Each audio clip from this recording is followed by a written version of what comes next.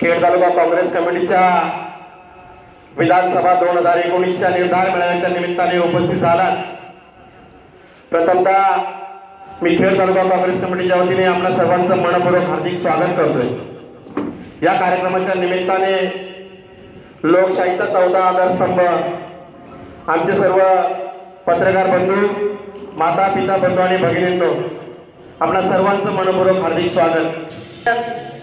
संजय दादा जगताप आम्ही गुरुवारी मीटिंग घेतली काँग्रेस कमिटीची आणि त्या मेळाव्यामध्ये ठरलं की अमोलदादा पवार बोलले की काही जरी झालं तरी हा मेळावा आपण घ्यायचा आहे।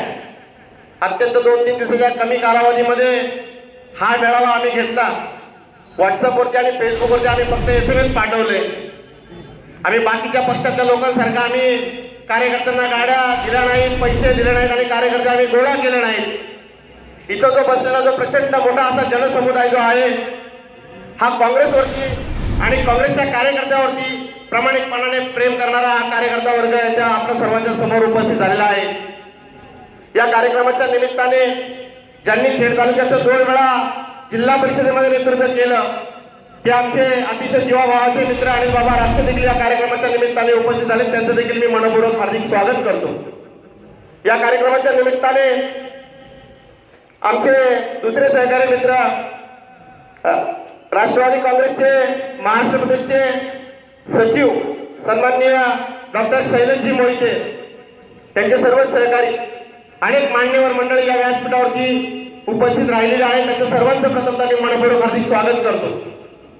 दादा, आचारसंहितेचा नियम असल्या कारणास्तव आपल्याला शासनाने 11 ते 3 वाजेपर्यंतची परवानगी दिलेली आहे आणि प्रास्ताविक भाषणामध्ये मी अधिकचा वेळ जर का घेतला तर ज्यांचं खऱ्या अर्थानं आपल्याला मार्गदर्शन लाभलं आहे ते संजय दादा जगताप या ठिकाणी आलेले आहेत, त्यामुळे मी जास्त काही बोलणार नाही।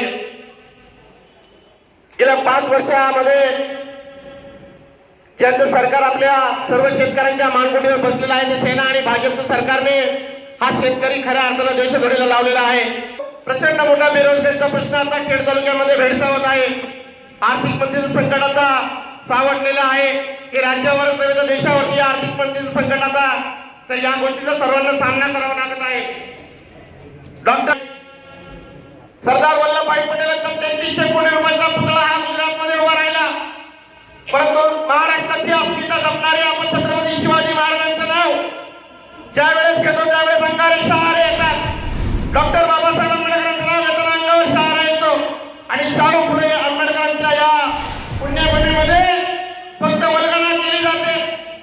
3 वर्षापूर्वी 5 वर्षापूर्वी शिवाजी महाराजांच्या पुतळ्याचं स्मारक होणार म्हणून या देशाचे पंतप्रधान महोदय या ठिकाणी आले, अनेक मान्यवर मंत्री महोदय त्यांच्या सहभाग केले, भूमिपूजन झाली, परंतु अद्यापपर्यंत एक देखील वीट ना तर छत्रपती शिवाजी महाराजांच्या स्मारकाला लागली।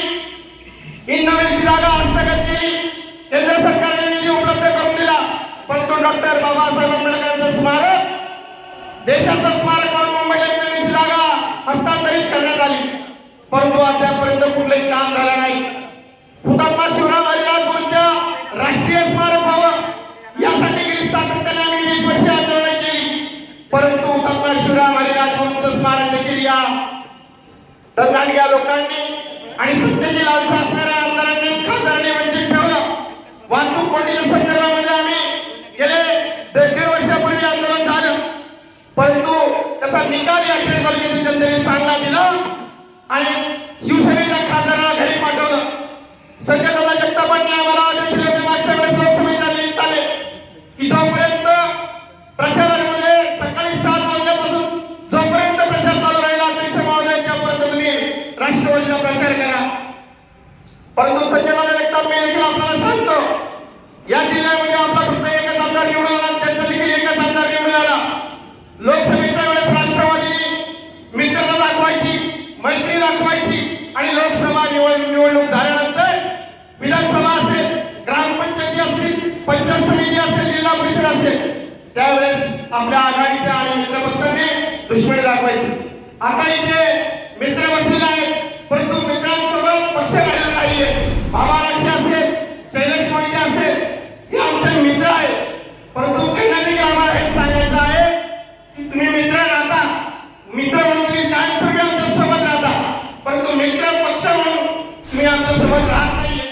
हे मैत्रीचा भाव आहे, हे कायम मित्र राहणार आहे.